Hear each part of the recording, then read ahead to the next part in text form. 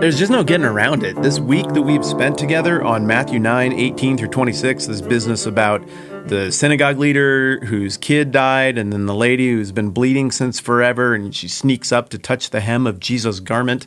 There's no way to frame it different. It's just kind of sobering stuff. If we have any empathy at all, you hear stories like this and you feel things for these people. You compare them to situations that you've been through, stuff that has nipped at your heels for a long time, things that make you feel like a social outsider, things that cause deep, abiding hurt and grief. And you just can't help but hurt along with these people. And you kind of can't help but revel in the joy of their circumstances changing as well. Well, I should say at least one of them, because where we're at in the conversation so far is that we've got a crisis that this fellow Jairus, the leader of the synagogue, bursts into this party with the repugnant cultural others that Jesus is hanging out with and announces, I got a crisis. My daughter's just died, but there's also an expression of faith. But you can come put your hand on her and she'll live.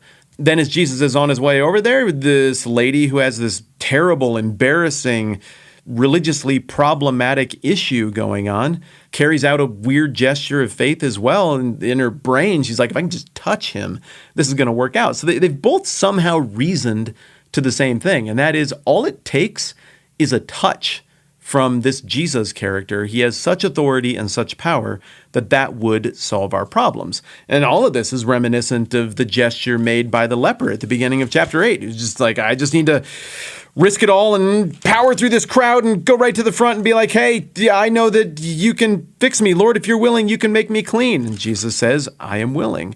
And in so many words, he says to the paralytic, I am willing. Take heart, son. In so many words, without really actually saying any words, he says, I am willing to Jairus, the synagogue leader. Yep. And he gets up and he follows him. And he says, take heart, daughter. Your faith has healed you, to this lady with the bleeding problem. So we have these two things that we've been milling around with all week long. And one is the desperation of these two scenarios, which echoes of the desperation of a whole bunch of other scenarios we've seen over the last two chapters of Matthew.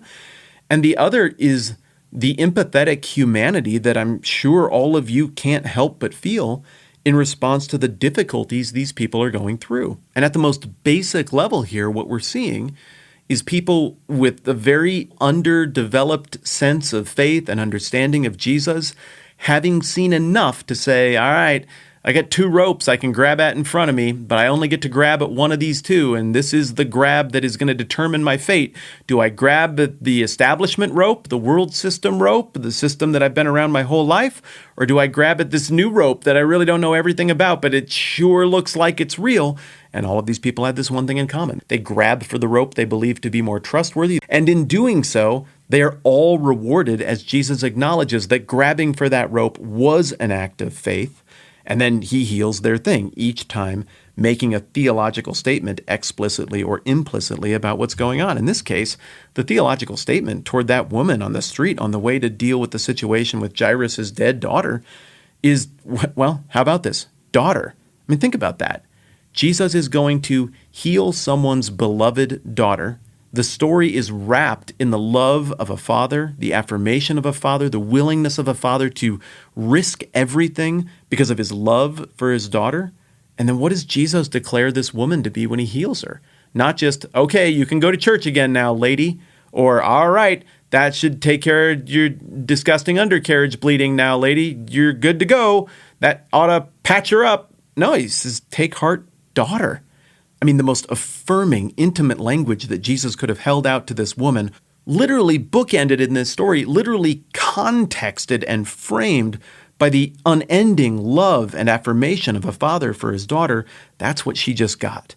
She got a 14-point swing all the way from total rejection to being totally embraced and affirmed in front of everybody. And that's it. That's the end of that story. We go on to verse 23 of Matthew chapter 9. It says, when Jesus entered the ruler's house, this is Jairus, and saw the flute players and the noisy crowd, he said, go away, the girl's not dead, but asleep. But they laughed at him. There's a whole lot of cultural layers there that don't make a ton of sense to us, and that's okay, because I think people grieve very differently in other parts of the world from the West that I know most of you who are sitting here talking with me are from. So when it comes to the grieving thing in the ancient Near East, we've got a bunch of ancient sources, as well as a bunch of recent sources, like just how things continue to be in a lot of parts of the Near East that look a lot like what we're seeing here in terms of the grief ritual. There's this ominous, haunting, somber flute music. I mean, you can picture that. You go to a funeral in the West, what do you get? Like some goofy dirge on the organ that's just like meandering music in the background with low tones and so forth. I mean, some of us try to perk it up by being like, Skeeter would have wanted Florida Georgia Line playing at his funeral. And so there's that. But I mean, come on, we all know what typical funeral music is. And even if it's different than typical funeral music, that's a riff or a pushback on typical funeral music. Well, it sounds like there was typical funeral music here. In other words, we're far enough into this death process that already the people who go around and play their sad flute for people who've died are there and hanging out. I don't know, maybe these people got paid. What I do know is that part of the noisy crowd did get paid. We know for sure that professional mourning was a thing. And it sounds ridiculous. And the first time I heard this, it kind of made me mad. It was like, gross. This reminds me of the people who I've seen at funerals who are kind of tacky. And these are the people who seem to be in kind of a grief contest and want everybody to know how very, very sad they are and how much closer they were to the deceased than everyone else. And maybe you think I'm being cold-hearted, but if you did what I do for a living and you'd seen it as many times as I've seen it, you would know this is a phenomenon. People will sometimes do really screwy, weird, unhealthy stuff around grief. And so when I first heard about professional mourners, I was like, this is disgusting, gross, go away. But the more you think about it, I'm like, well, I don't know. We kind of want that from the people who run funerals for us. I mean, you want the funeral director guy to act sad that your grandma died. You wouldn't like it if he's like, hey, people die all the time. I'm not going to pretend to be mopey around this. Like, it is what it is for me. You go ahead and be sad. Like, no, I mean, come on. A degree of respect is communicated by the appearance of grief. And so you got people who would come around and just wail and get paid to wail. And so some of the people who are there crying over Jairus's dead daughter, which is enormously tragic, someone dying in their youth like that. Some of them are probably family and friends. Some of these people probably find a way to supplement their income by just going around and being professionally sad. Whatever the case, if this is their job, they think they know pretty well about how death is. So when Jesus shows up with one person, maybe no more, but one person with him who believes that resolution is coming, everybody else believes in the normal, natural thing. Death is final. It beats everybody. It just doesn't matter what you think about religion or not religion or God or not God or this denomination or that denomination. I mean, this is one thing we all have in common. Death hurts, and it feels like it's kind of the thing that kicks everybody's butt eventually.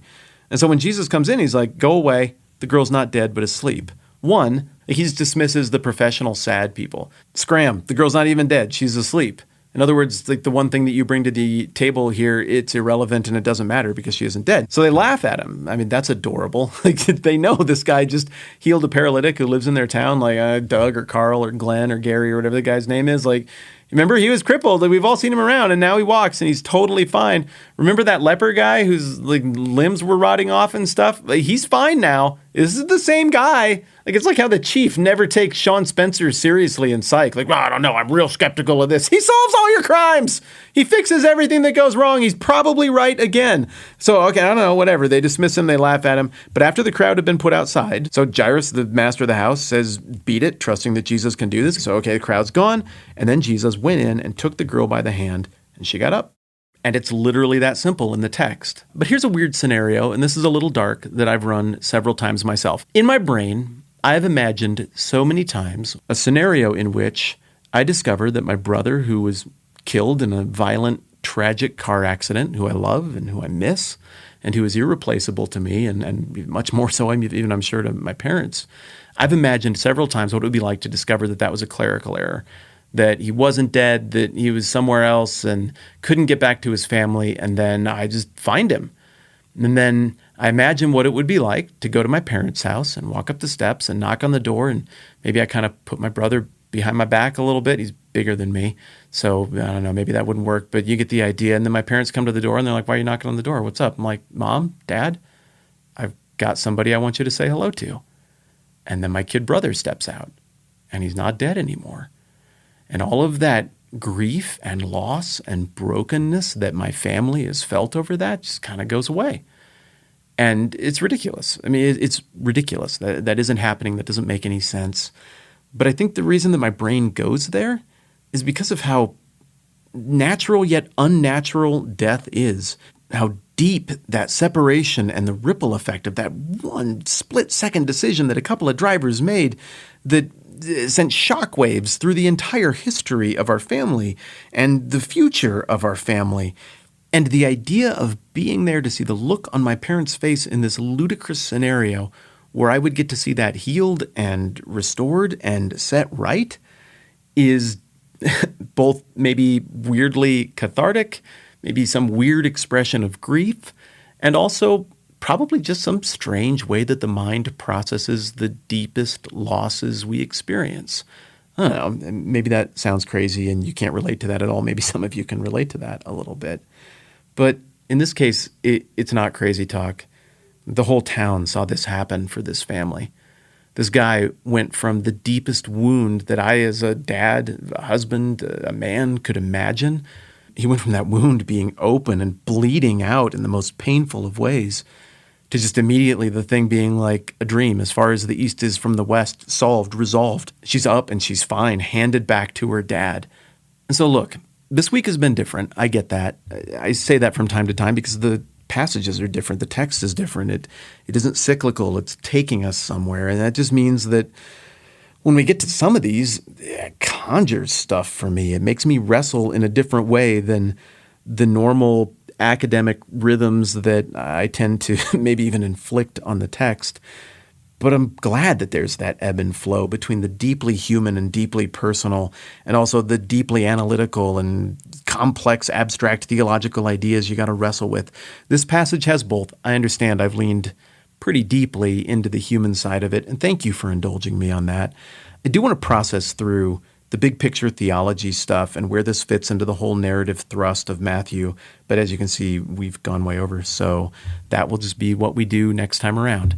Thank you for so graciously being with me this week and letting me game this out at a different pace and with a little different tone than what we do a lot of times.